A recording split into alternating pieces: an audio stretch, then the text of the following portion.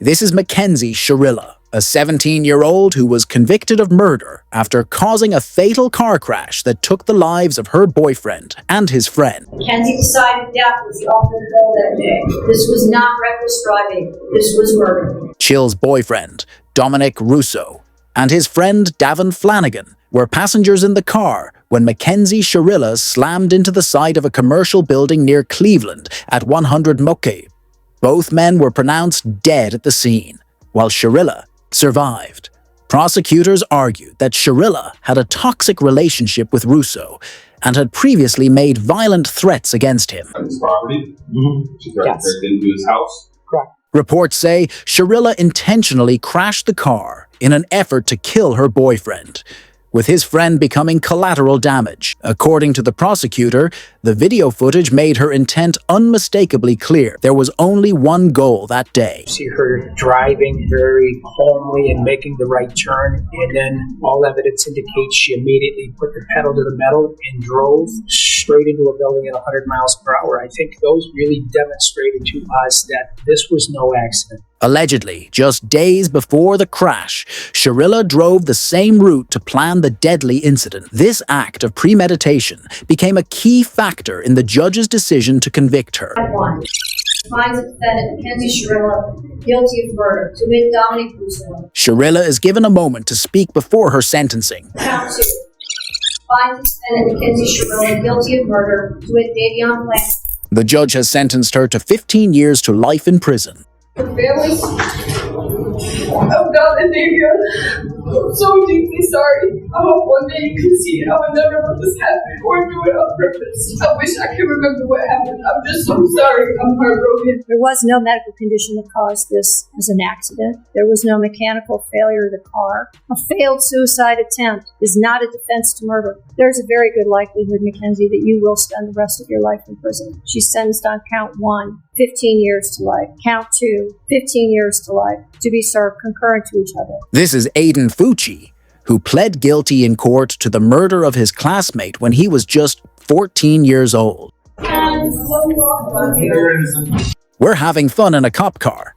Yep, Fucci was classmates with a 13-year-old girl from Patriot Oaks Academy in St. Johns County, Florida. He stabbed her 114 times, and her lifeless body was later found in the woods. After Fucci's arrest, he was seen in the back of a cop car taking Snapchats. This video also shows Fucci and his parents in the interrogation room. Having fun in a cop car. Yep.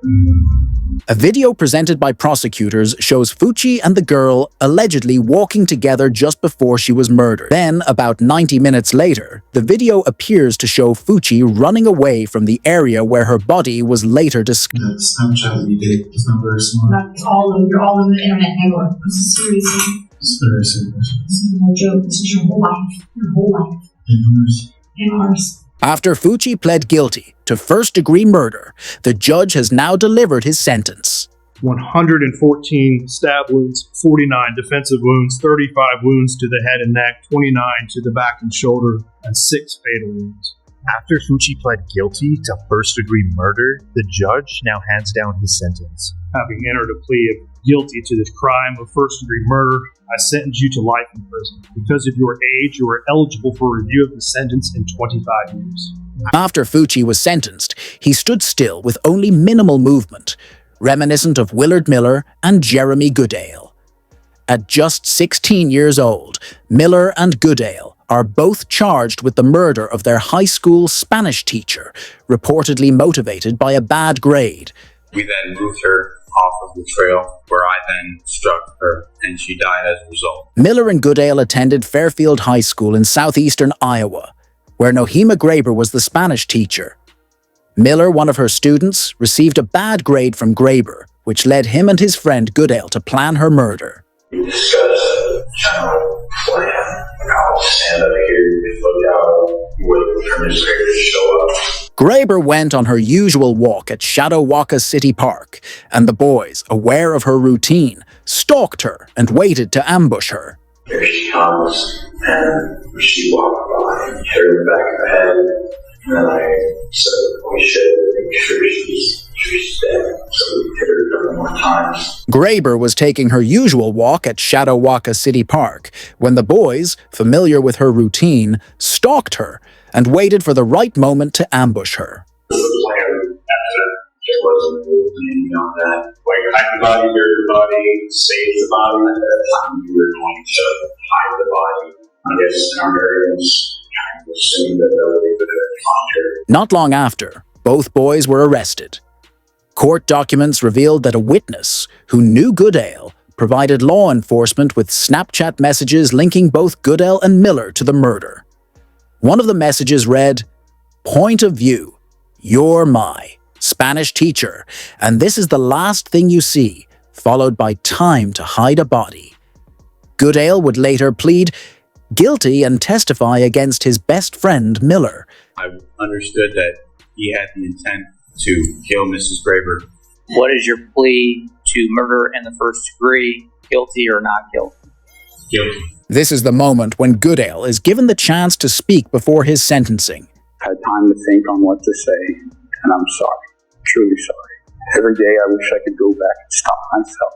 I can't comprehend losing a loved one in such an awful way. The judge has now delivered his sentence. Defendants shall be sentenced to life with the possibility of parole after 25 years. Now it's Miller's turn, as he offers an apology before receiving his sentence. I'd like to take this opportunity to wholeheartedly accept responsibility for the role that I've played in the murder of Juvenile and family. I'm sincerely sorry for the distress that I've caused you and the devastation. And I ask that I'm given a chance. And I don't want to be institutionalized. I don't want to be in so long that I forget about what matters, where I come from, and look forward to getting through this. Now, the judge has some final words to share. The defendant, Willard Noble Chapin Miller, should be sentenced to life with the possibility of parole after 35 years. Miller appears completely unfazed, much like Rachel Schoaf and Sheila Eddy. These two are in court today for the murder of their friend when they were just 16 years old. Their scheme was to hide knives on their bodies and to attack Skylar at an agreed-upon moment. In Star City, West Virginia, Schoaf and Eddy were friends with 16-year-old Skylar Neese. However, reports say that Schoaf and Eddy grew to dislike her, so they planned to kill her. Eddie and Rachel Schoaf carried out that plan. Together they stabbed and killed Skylar. After Schoaf's confession, both teens were arrested. Schoaf agreed to plead guilty to second-degree murder in exchange for her cooperation in the case. I'm so sorry. I don't know if there's a proper way to make this apology because there are not even words to describe the guilt and remorse that I feel each day for what I've done. I hurt the Neese family and those who love Skylar. I hurt my parents and shamed my family. May God bring eternal peace to Skylar and the entire Neese family. After securing a plea deal, the judge has now handed down Schoaf's sentence. For Schoaf, it is a sentence of the court that should be imprisoned in the West Virginia State Penitentiary for a period of 30 years. However, she will be eligible for parole in 10 years. Now it's Eddy's turn. It is a sentence of the court that should be imprisoned in the West Virginia State Penitentiary for the rest of your natural life. That sentence is technically with mercy, which makes you eligible for parole after you have served 15 years.